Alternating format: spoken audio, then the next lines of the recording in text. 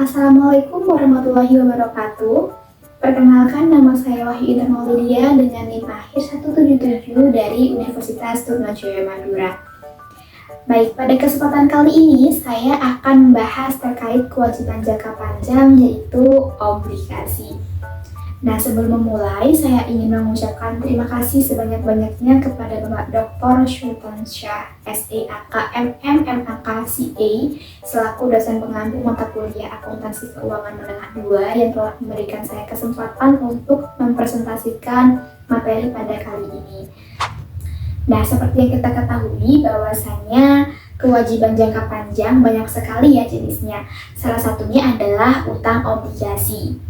Nah, utang obligasi ini muncul biasanya dikarenakan perusahaan itu ingin menambahkan modal yang dimilikinya, namun sudah tidak memiliki kemampuan lagi untuk menerbitkan saham baru, sehingga mereka bisa menerbitkan surat utang atau yang biasa kita sebut sebagai obligasi. Lalu apa sih perbedaan antara saham dan juga obligasi ini? Nah, orang yang memiliki saham ini berarti ketika perusahaan itu sedang mengalami kerugian, maka pemegang sahamnya itu ikut menanggung kerugian yang diderita oleh perusahaan tersebut. Sedangkan pada obligasi, perusahaan itu mengeluarkan surat hutang yang akan dibeli oleh para investor. Nah, dari situ nanti perusahaan akan memperoleh dana dari hasil penjualan surat hutang tersebut.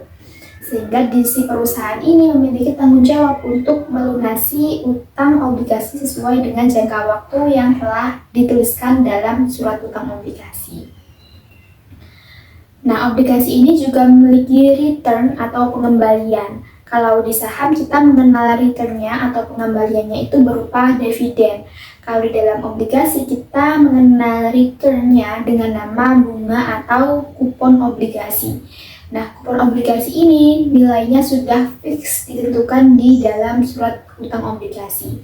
Sehingga kalau di saham akan ada kemungkinan untuk menerima dividen yang sangat besar atau bahkan tidak menerima dividen sama sekali. Sedangkan kalau di obligasi jumlah return atau pengembaliannya ini dalam bentuk kupon obligasi. Ini jumlahnya relatif sama karena sudah dituliskan di dalam surat utang obligasi tersebut.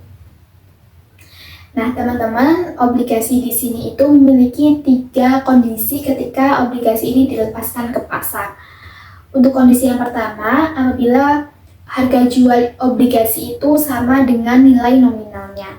Jadi, nilai nominal obligasi ini adalah nilai nominal yang tertulis di dalam surat utang obligasinya. Atau kalau kita kurskan, maka kursnya adalah 100% sama. Ini kita sebut sebagai kurs pari.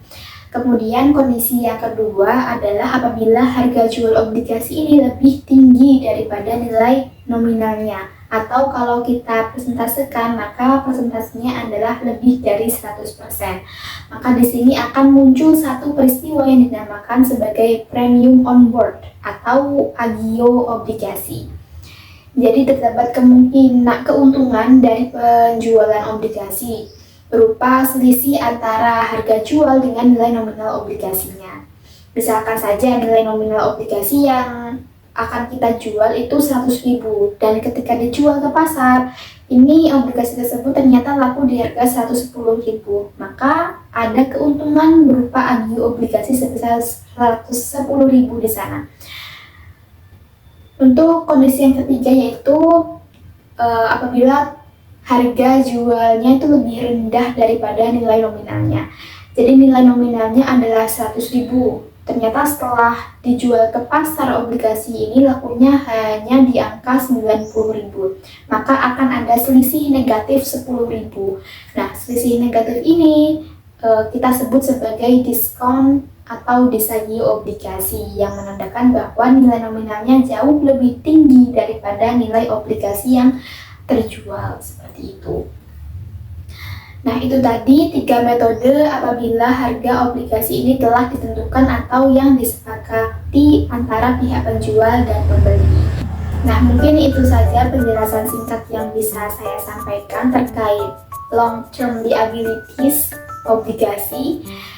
Apabila ada salah kata, saya mohon maaf yang sebesar-besarnya. Akhir kata, wassalamualaikum warahmatullahi wabarakatuh.